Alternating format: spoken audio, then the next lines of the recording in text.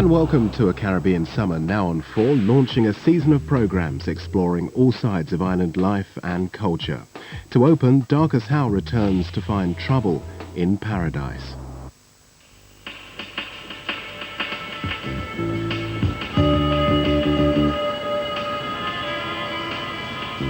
I'm from Trinidad, and I've returned to the land of my birth to begin my journey across the small islands of the Caribbean. I'm looking forward to some Caribbean sun, sand and sea, but first I must see my family. Welcome to Trinidad, sir. Thank you. My sister Carolyn lives here, and it's 3 years since I've set eyes on her. Oh, I didn't recognize you. You look lovely. Absolutely gorgeous. Let me kiss you again. Oh, it's nice to see you, man. It's really nice. I was born in a colony ruled from Whitehall under the Union Jack. These islands have become independent since then, and I've returned to see what has happened to the hopes and dreams of a better future. Within seconds of arriving, I had to confront a family tragedy. Listen, tell me about Keith Cohen. What happened to him? He got shot in his head. He got about 6 or 7 shots. In Belmont, in Bossier Lane. Yeah, no Bossier Lane. Yeah. He had some altercation. He believes somebody stole a tape deck from his car. So he went to remonstrate with them, and they shot him. 3 of them shot him. And, Shotgun? Yeah. And there was a barbecue last week to raise funds for brain surgery to get out the other bullets. So, is there a lot of that stuff going on in the place? Yes, there's quite a lot of it. A week ago, a taxi driver was shot in Laventille. So, Port of Spain, where we grew up, is now literally a bandit city. Yes, everywhere. There were great expectations. It was an exciting time.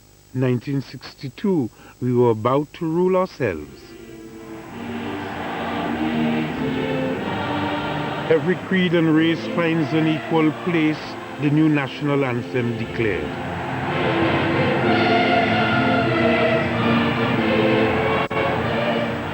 This was the central goal of independence: to unite Trinidad's 2 tribes, Africans and Indians, to end the divide and rule of empire.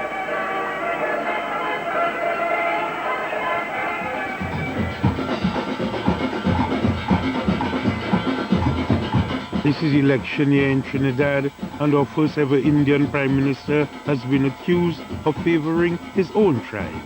He's fighting for his political life. The most exhilarating activity known to man is war. And politics, my dear brothers and sisters, is a civilized substitute for war. No general has ever won a war with a disunited and disorganized army. No general. So in politics as in war, do unto others as you know they are going to do unto you, only do them first.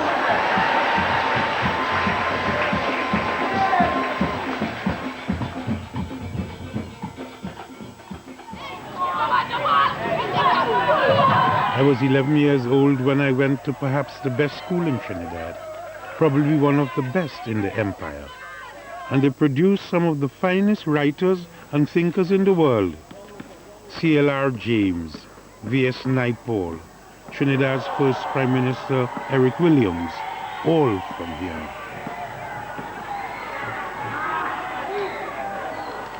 I remember being gripped by awe when I first walked in here at the beginning of the 2nd week of January 1955.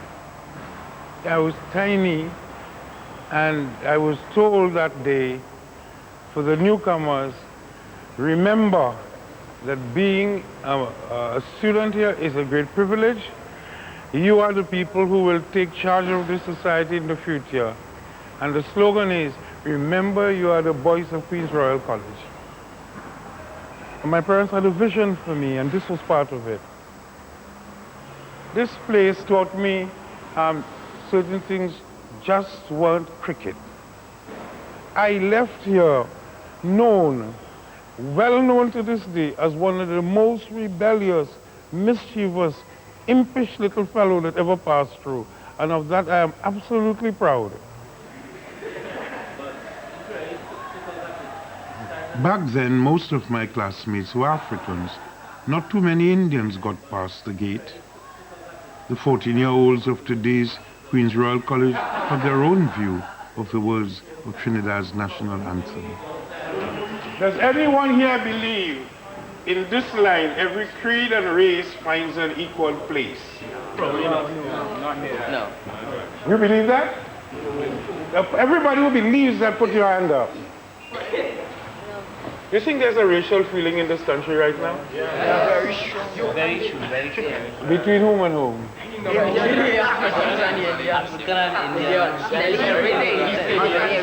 East Indian. You get on well in school here? Yeah, but the thing is, it's reflected in the larger public, like in the government. You notice the racial tension between the blacks and the Indians in Trinidad through the government. Do you believe there will be physical racial violence in this country? Blood is necessary. I was telling them for democracy, blood, sweat and tears were shed. Put up your hand, all those who believe that their future is going to be outside of this country at some point. At some point. I just can't believe that 40 years later, nothing has changed. Just like me, they all want to get out. So all of you see the future as out of here. Yeah. That evening, I joined the police on their patrol around Port of Spain. It was the first time I had climbed into a police van voluntarily. 999, 666 upside it down. Whoa! Francis Byput is Indian. His partner, Roger Smith, is African. They've worked together for 8 years. They are seasoned troops. The politicians claim murder is down by a quarter here. It's hard to believe it. And then I had a chap that got shot in his head. He was young, he was about 19 years. There was nothing to rest his head on, so I put it on my lap. Yeah. And told him it was waiting for the ambulance to come, and he died before the ambulance. As a matter of fact, he was going good all the time until he heard the ambulance coming. And when he heard the ambulance coming, then he died. The majority is Youth fellas. I don't think anybody is older than 24 years. Yeah. So it's youth, 16, 17, 18. And they're just out to kill each other. Yeah.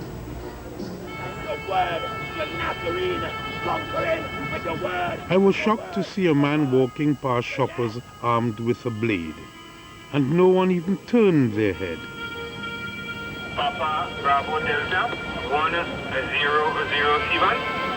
These people were 6 and we at gunpoint. You know, this country's got a problem with East Indian and African. Indian and African, right? Yeah. Now both of you all working together, one African, one Indian. Well, I don't see race in the relationship. I don't see this either. I don't see it. As a matter of fact, my present girlfriend, where she lives with me, she's an Indian girl. And my wife is an African descent girl. So you, the Indian officer, is married to an African woman. Yeah. He, the African officer, is married to an Indian one. So I just put my mouth in the wrong soup. Yes, sir. Yeah. I apologize. Who's driving this car? They're coming in droves to the city that never sleeps.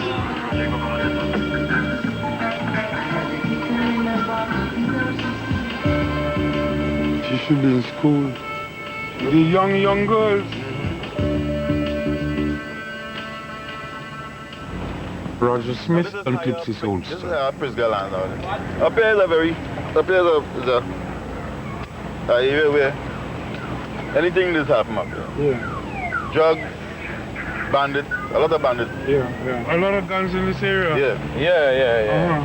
When you unclip your holster, Yeah. you unclip when you're in these areas You unclip when you're in these areas. for a fast draw. Yeah, because you may be only getting one chance. Yes. That'll be extremely alert up here. Yeah, I asked because I heard you unclip just now. Yeah. Just to be ready. Recently it had a murder that took place. This place is known as The Hill and was always famous for gang warfare. I lurked in dark corners, waiting to ambush the enemy with my machete. Now it's all guns, and all are consumed in this battle. What is going on here now? Capital. All right. Everybody just hanging out. Everybody just hanging out here. You put them down peaceful and you go rest in Oh, okay. This is It looked like a street party, but it turned out to be a wake. The area's leading young gunman dead. yeah. The funeral was today with the guy who got shot. It's an honor now to go out with guns blazing, a celebration. So much has changed since my time. How did the stable ordered Trinidad I knew as a boy turn into a place of such murder and mayhem?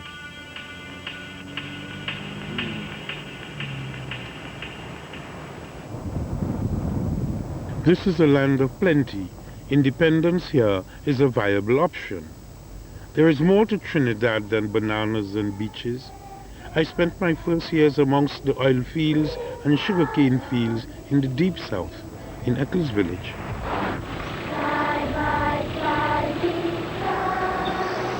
It was mostly Indians. We were one of the few African families around. My father was the headmaster of the village school. He was an Anglican priest. I served at the altar.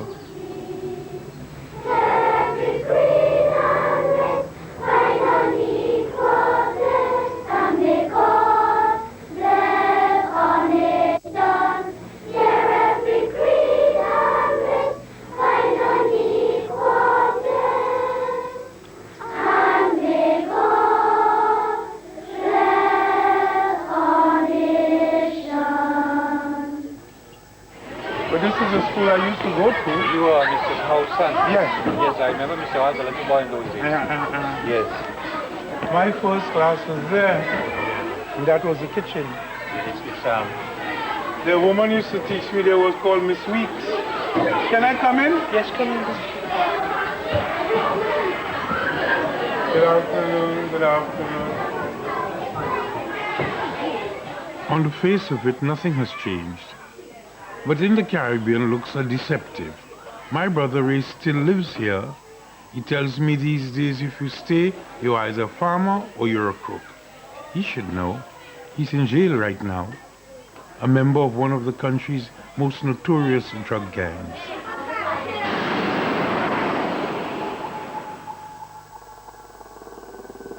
Back in '94, 8 of the gang murdered an entire family in this house.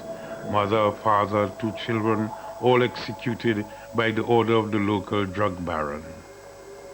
And it seems that our village has taken it in its stride. That worries me a bit, but it seems they have taken it in its stride and life goes on. But death still lurks about this place. This monstrosity was the home of Dolce, the drug lord, the boss. He was hanged for his sins. The wages of sin linger on. I used to come up here to play cricket as a boy. There was nothing here then. Now it's a shrine to drug money and a dead man's ego. This is a temple he's built to worship, but it was already defiled before it was blessed. This is a temple to stupidity and greed.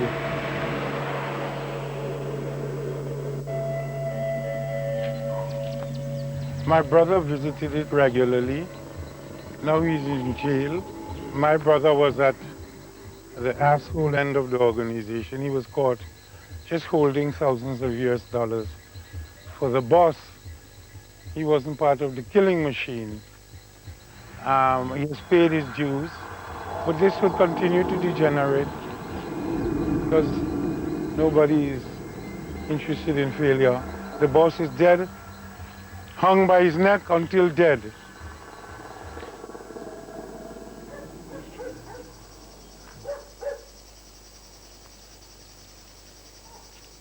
The local shopkeeper thought highly of his neighbor, the drug lord.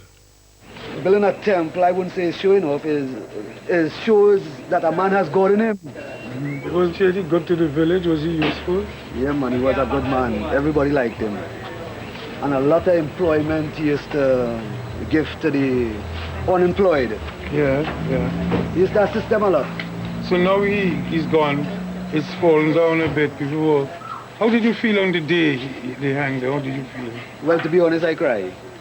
Because he was a neighbor, he was a friend, and he was a good villager. At least everybody had liked him. I cried, honest. Yeah. I cried too.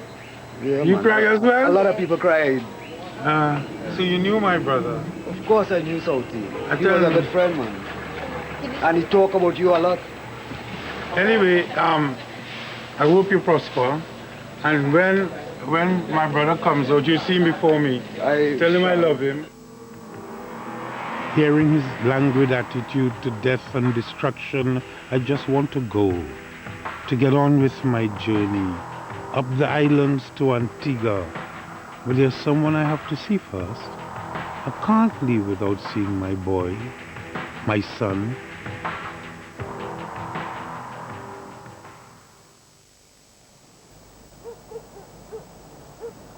I can't wait to see my son again.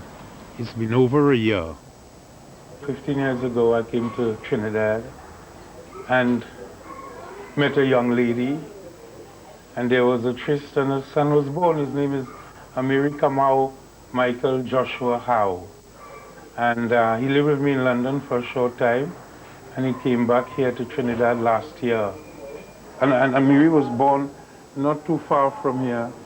His mom is a fundamentalist Muslim with a veil and so on. I understand he's a Muslim now himself. Is that the car? I last saw him a year ago.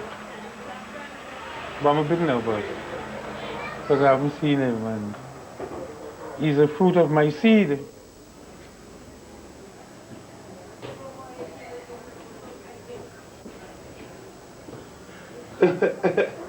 Oh shit. Assalamu alaikum. That's fine.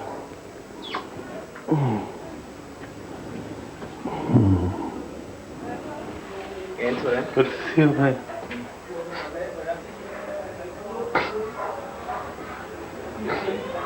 I love you. Oh shit. Sorry, babies. You got big boy. Yeah.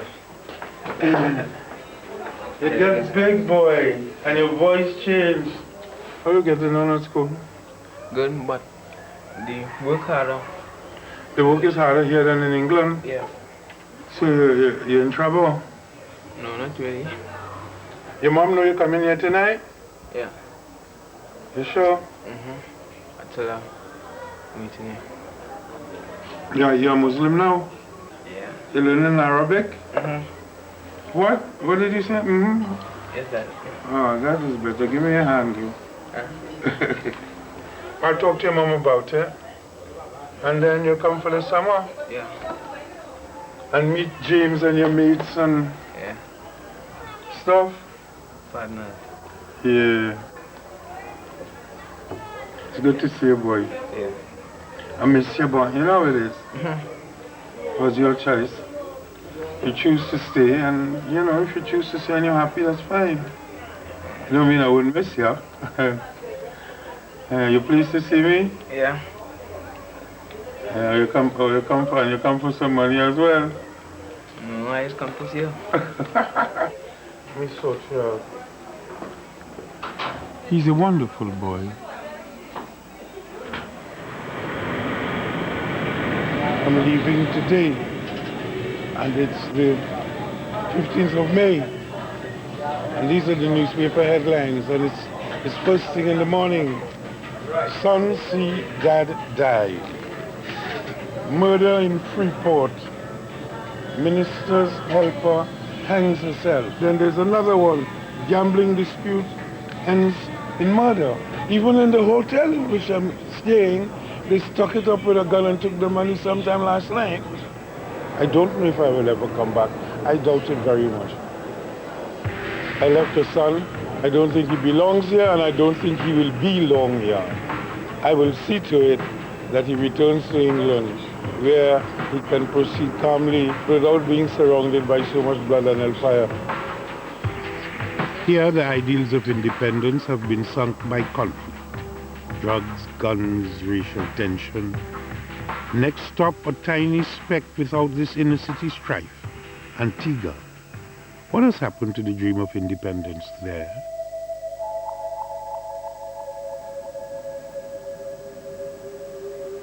This is an island of just 65,000 people. Imagine a packed Wembley Stadium with its own national anthem, flag, and a vote to the United Nations. Antigua is an ugly little spot. I came here for my honeymoon and have systematically avoided the place ever since. I've come back to see what it is made of itself since they cast off from Britain. This place calls itself independent, but is it? When the British were here, they grew sugarcane, not anymore.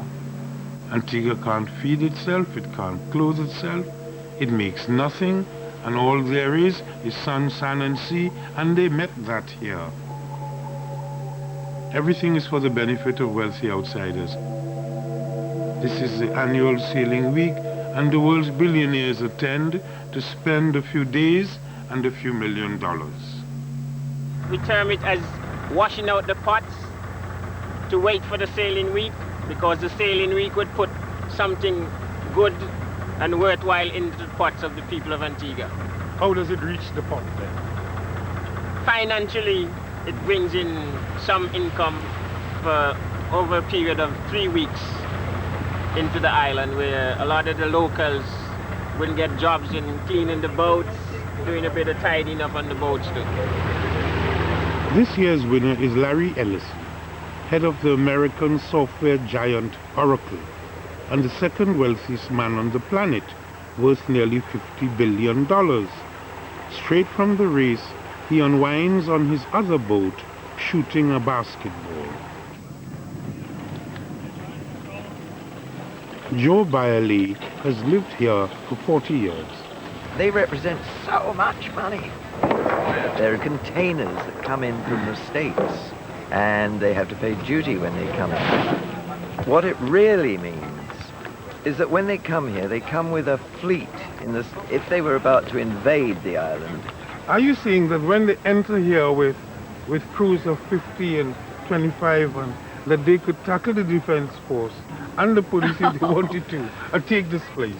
I think if they wanted to, they probably could, because with their incredible amounts of money. I mean, Larry Ellison alone is the second richest man in the world. Now, if you are that, and you've got a fleet of big boats, you can do almost anything you like, if you want to. Yeah. But usually sailing I'm people... not accusing him at all of even remotely having that idea. Some foreigners stop for a few days, some for a few hours. Antigua is on the main route of cruise ships. And everywhere there are locals chasing greenbacks, hustling dollars. Come, I'm right here, sweetheart. Is Antigua just a nation of beggars? I just sat for a friendly chat, and immediately there's a demand for American currency. Give me 40 US for taking up my picture. Take anyone, but give me $40. Huh? 40 US for that? $40 US. So how would I Yeah, I tell you, I need 40 US. People come from all over the Caribbean to fight over the tourist crumbs. Whites get a warm welcome here. It's another story if you're a West Indian like me. Too much foreigners in our country. Foreigners from where? Trinidad, Guyana, Jamaica, Africa, what you call them, Senorita, Spanish, you name it, Antigua have it. So you want to send them all back? If I had the authority to, I would. Me love foreigners, period. Done. Do you? But how? But you live. Your job here is to facilitate foreigners. We are not talking about tourists. Tourists is different. I mean, tourists will come and be polite. the foreigners, the Caribbean, the other Caribbean islanders, when they come here, they don't respect us. He's a foreigner? Yes, he is. From? Dominica. Why y'all still here? Why y'all still here? Tell me. If they call and say, hey, I have a job for you, I would say $350. He would bid me down to $100 and something. Who do you think get the job? Him. Because he's cheaper. Boy, so I can't live here and I come like a foreigner. Here, no, you see your accent differently than mine? Me, we say, Simon, come here. What would you say? Simon, would you kindly come here, please? See, that's the difference between me and you. I'm an Englishman. Get the fixation. I'm an Englishman. Can I understand me? Chicken shot, boy. Yeah. A clearer perspective from an Antiguan who lived in England for 40 years, Harold Williams. I just see what's happening and compare Antigua to what I knew it as a boy. And to me, it sounds as though we've gone backwards. And on looking around you wouldn't think so, because things look as though everybody's got money, they all got cars and everything. But when you sort of delve beneath the surface, you know, there's lots of corruption, hardship, and it just doesn't seem right that it should be like this. A lot of people you see with a good exterior, they owe the bank up to their necks. Well, we become a sort of nation that sort of lives on high purchase. This place was run better by the colonials than it is now. Government House. This is no republic. The Queen is still head of state and the Governor General represents her. Sir James Carlyle was once a dentist in the valleys. Been showered from rag, tipping Bach. That's I speak Welsh a little, that's what it means. Are you in contact with Buckingham Palace regularly? Sometimes. She deserves everything, every respect, because she has held things together when everything around her has been falling apart. You see that with a certain kind of warmth. I really do. You don't have a number plate? No, that's the crown. That's it? Yes. When they see you, they see the Queen? Absolutely. After a few $1 million worth of restoration, this place would look just as it did when the plantations were full of slaves. These are old monarchs or old governors? No. Old monarchs. Royalty. Yes. We're going to try and these on canvas, huh? Yes. They have deteriorated rather badly. Very much so. Termites and all the rest of it. Why would you want to? Well, it's part of our history, really. Why should we forget history? We didn't want to have... And Mrs. Reva Russell Dunning from Putney is overseeing the work. Well, I think we have to face up to the fact that the British were here and they lived here. You can't deny it. It would be a denial. So we're just going to restore these paintings and put them in the house. And there will probably be people who object. But that's the way of life. She looked like Queen Victoria. There were some fifth-rate paintings of monarchs, but I had to be very polite not to take them out, put them on a bonfire and set them alight. That's what I felt to do, just pick all of that up. I said, Your Excellency, we are friends now, and I'm going to do something which you will remember for the rest of your life and appreciate. I'm going to burn them. What the hell are we doing with a king and a queen on the wall in Antigua? Good evening, ladies and gentlemen. Could you please cleanse your palates? But worse was in store. I came upon the Tot Club, a band of expats who meet nightly at 6 for a tot or two of rum at the English harbour. Mrs. Reva Russell Dunning of Putney again. Okay, readings for this date. And they raise a glass to naval victories of their glorious imperial past. Yay! 3 miles off the northeast corner of Mauritius. Also in 1794, Swiftsure began to chase Atalanta off Cork. 1804, capture of Suriname by Commander Samuel Hood and troops under Brigadier General Sir Charles Green. Without further ado, it's Friday night. To the winning ho and the and the Queen, God bless her. I don't know. I have lived in England for, I would have thought, nearly 40 years. I don't think this would be publicly stated there, lest Britain be associated with colonial pomposity and imperial cruelty. I think that Britannia that we're seeing there is on the way out in England. And I heard dates there that made my skin crawl, because those were important and key events in the enslavement of my ancestors, and I still remember them with a great degree of foreboding, and to see people celebrate them, I'm not angry, but I'm extremely disappointed.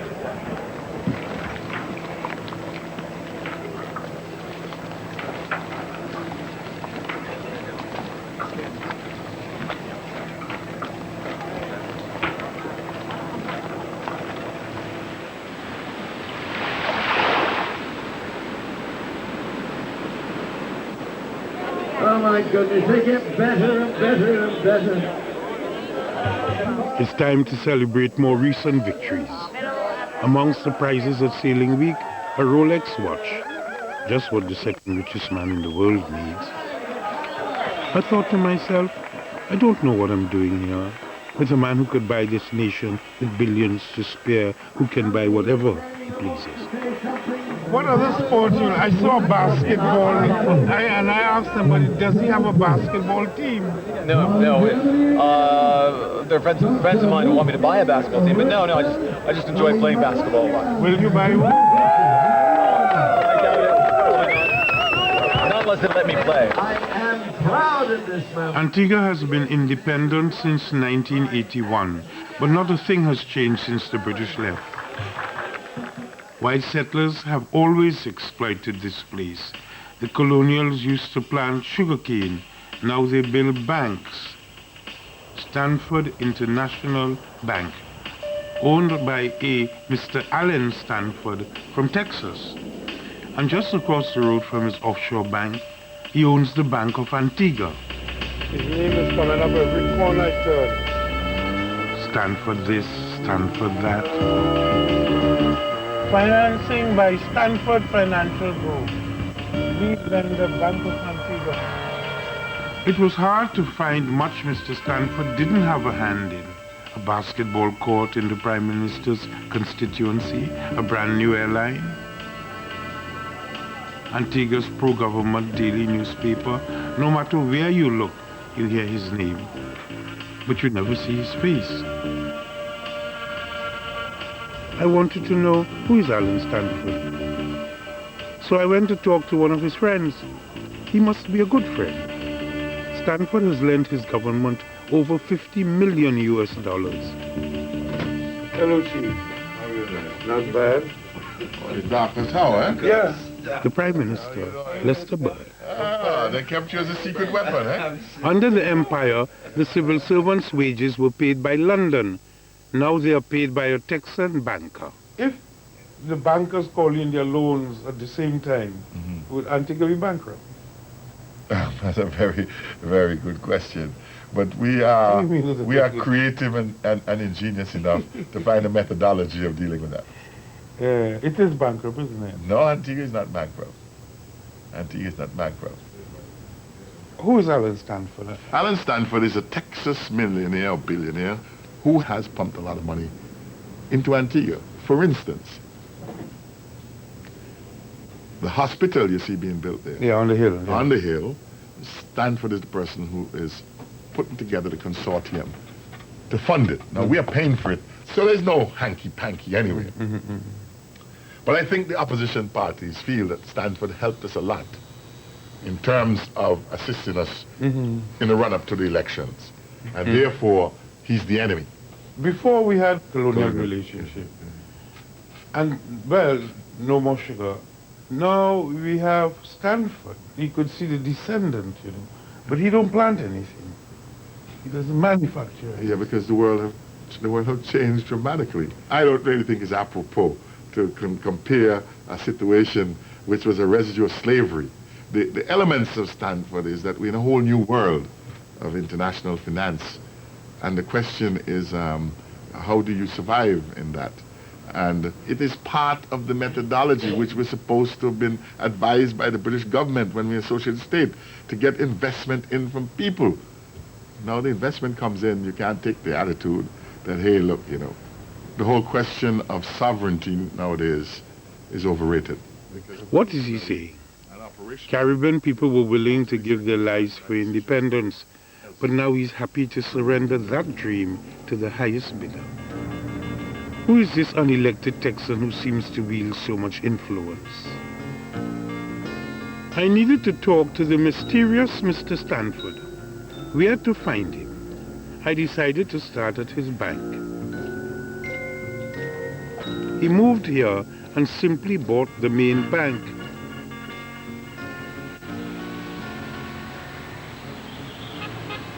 Excuse me. Excuse me 1 minute, please. Well, let me explain. I know what you're going to ask. Yes. I've just interviewed the Prime Minister, and we talked about Alan Stanford, and he told me about his bank and so on, and I would like to, I've come to see if I could meet him. Is he there? No, he's not in the island. He's not in the island? And what, your security? He's so beautifully dressed. Thank you. And your name is? My name is Paula. Paula. Officer, how are you? I'm trying to find Alan Stanford. Is the manager there? Next time.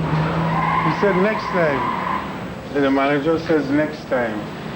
I don't know when next time is, but apparently, he says apparently, this gentleman says apparently can't see anybody now. Shall we try his house? Mr. Stanford rents a house at the fancy end of the island, from the man who used to be financial secretary to the current government. Good afternoon. Good afternoon. Is this Mr. Alan Stanford's residence? Is he in? Is he really not here, or are you just saying that? Not here, he's not here. How often is he here? We have no knowledge of this. Let me see who talking. So what kind of man is he? Is he well known in this country? No. Mr. Stanford. I should say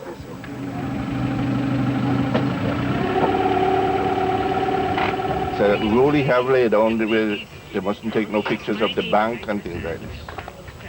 You can't stop that, then? While you're going on his property, you can stop it. He's Antigua. He's not Texas. That can't do him any harm. He won't really try to stop me taking The devil's pictures. advocate, right? This is yes. Right. Well, I was in London for a long time, so I know about you. All right then. Right. It was all smiles from the head of security, and then some punk arrived and threatened to shoot me if I didn't stop the camera. No, I'm not afraid. Don't with me. I don't afraid you at all. I don't afraid nobody. I take picture anywhere I choose. You don't know who you're dealing with. Go by barrel bands and measure for stretch. Listen, I want to get out of here.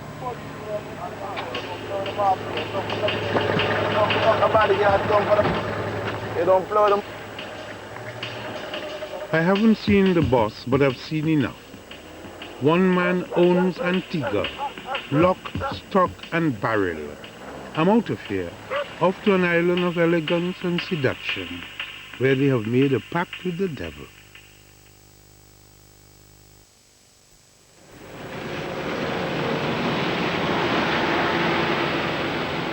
Anyone who grows up in the Caribbean would be accustomed to the fact that these are islands of illusion. Now you see it, now you don't. It's magical. Novelists have talked about it. It's quiet and still, and then a gust of wind blows and disappears. I've come to Martinique, where people simply said no to independence. We don't want that here. What strikes me is this looks more like Nice than the Caribbean. We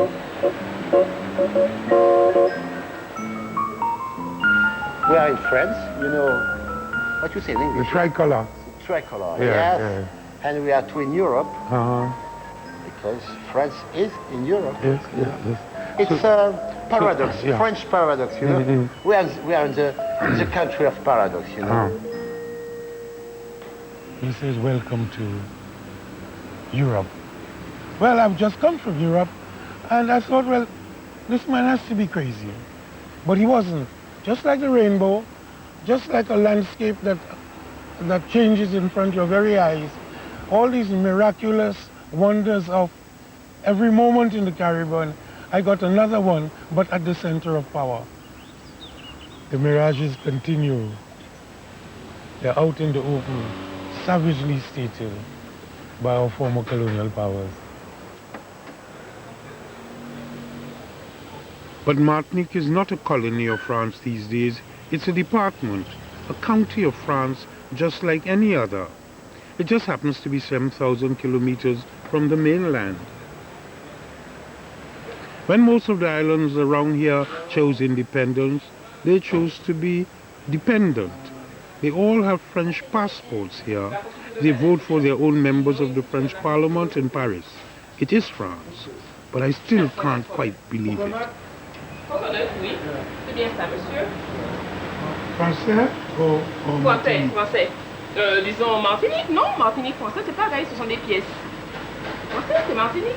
Martinique, So France. I can spend this in Paris? Alors, ça c'est une pièce de 10 francs. I can spend these in Paris? Oui, oui, voilà, c'est bien ça. C'est bien ça. Au revoir. Au revoir, monsieur, et à la prochaine. À bientôt. D'accord, bye bye. It's all French. Everything is French. And while the English and the British allowed India to be Indian and Africa to be African, the French, in regard to their West Indian peoples, their ex-slaves, they insisted that they be French. And they get social security, they get everything. They're treated as French citizens.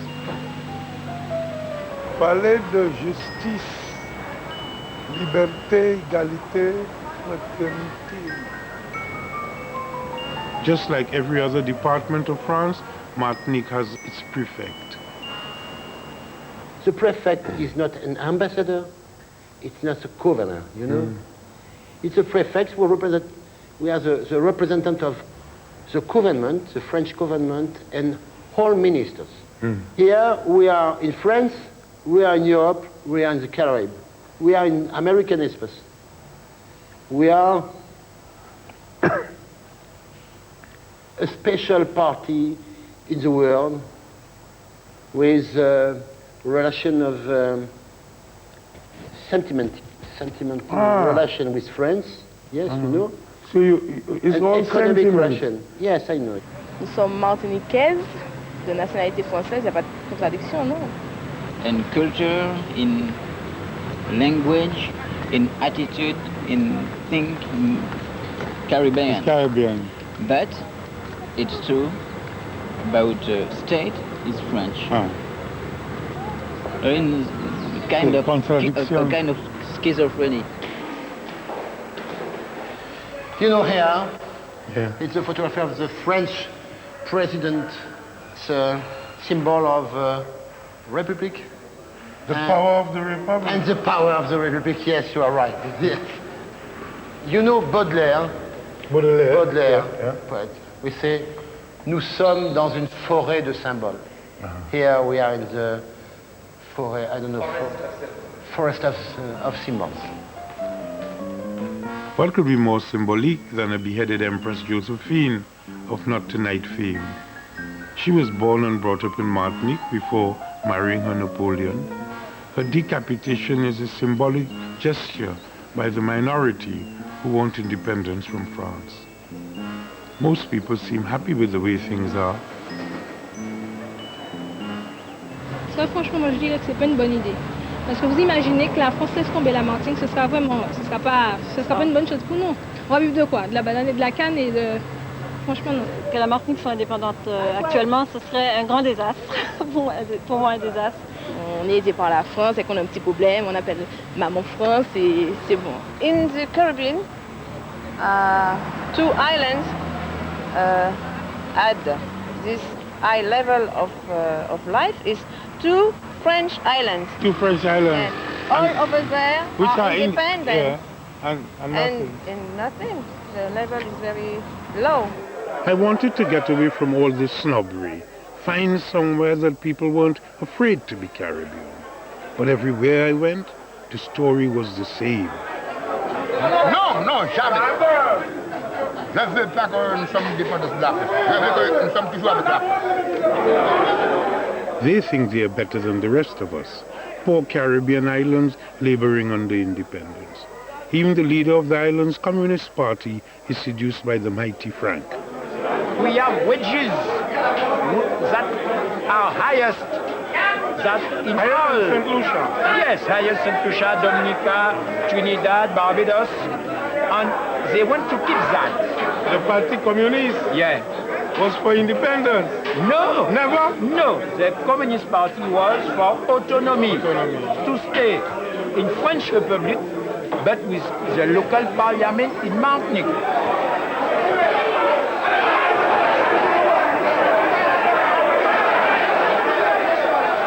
This place is no paradise. It has a major drug problem, around 30% unemployment, and it produces almost nothing of value.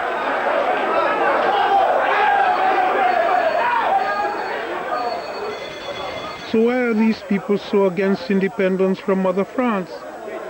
Because they've been stuffed with croissant and chocolate and, couture and they've been overfed. That's the first thing. Secondly, and I say this in all sympathy with them, the independence of the Caribbean and the nation states around them turned out to be a disaster. And they don't want to go that way. And I think it's very difficult for them to do anything else now because big global institutions traverse the globe, making small states and small governments completely irrelevant.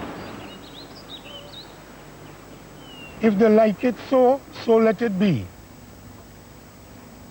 But disappointed, not that much, but embarrassed deeply and ashamed that we attempted such heights and have fallen to such unfathomable depths of dependency.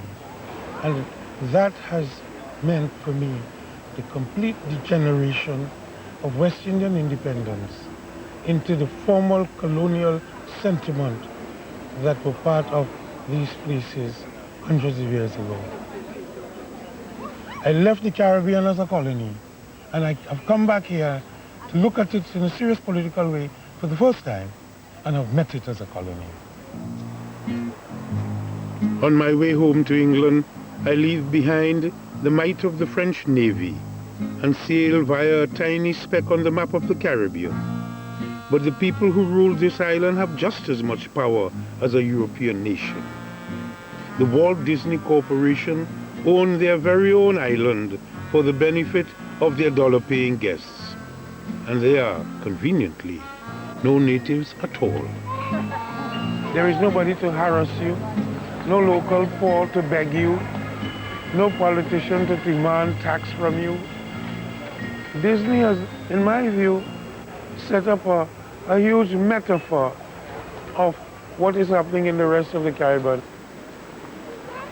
If I wanted to go on a holiday in the West Indies, I would forget all the hassle and have people being rude to me and treating me badly and overcharging me, and join one of these. Okay, I'll take it on for you. I always wanted to know what Mickey's nose felt like. Okay, 1, 2, 3.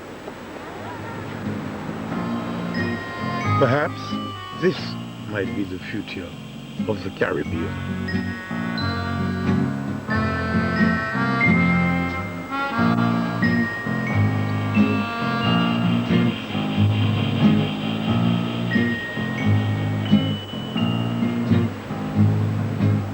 What's month? See you later, month. Oh man, see you later, month. The girls reveal all as the Caribbean summer season hots up in Jamaica Girls tonight at 11:30 on 4.